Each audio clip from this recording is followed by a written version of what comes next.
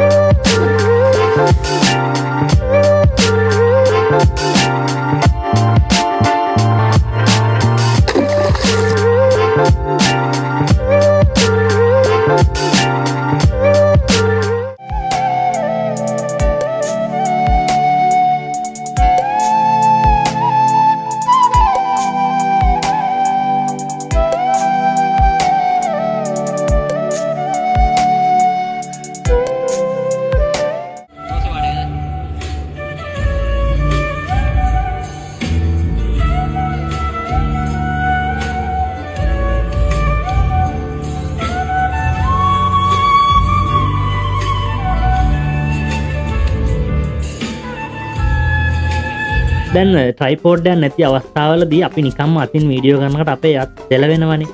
මෙන්න මේකට ඉතින් මේ කැමරාවල සෙටින් වලට ගිහිල්ලා ස්ටාබිලයිසේෂන් ඔන් කරගත්තම වීඩියෝ කරද්දී අත ගැස්සෙන එක අඩු කරගන්න පුළුවන්. අපේ ෆෝන් එකේ තියෙන මෙන්න මේ ග්‍රීඩ් ලයින් ඔන් කරාම ගොඩනැගිලි බිත්ති ෆොටෝග්‍රැෆි වීඩියෝ කරද්දි ඒවා ඇද වෙන්නේ නැතුව අපිට බැලන්ස් එකේ තියාගන්න පුළුවන්. හරි එහෙනම් අද අපි සමුගන්නවා වීඩියෝ එකෙන්. ඉතින් අපේ channel එකේ මෙන්න මේ වගේ අලුත් වෙන තාක්ෂණික කාරණා ඒ වගේම අලුත් නිර්මාණත් හදා බලන්න නිර්මාණකරණයේ යෙදෙන්න අපි බලාපොරොත්තු වෙනවා. ඉතින් අපිව subscribe කරලා අපිත් එක්ක එකතු වෙන්න අමතක කරන්න එපා.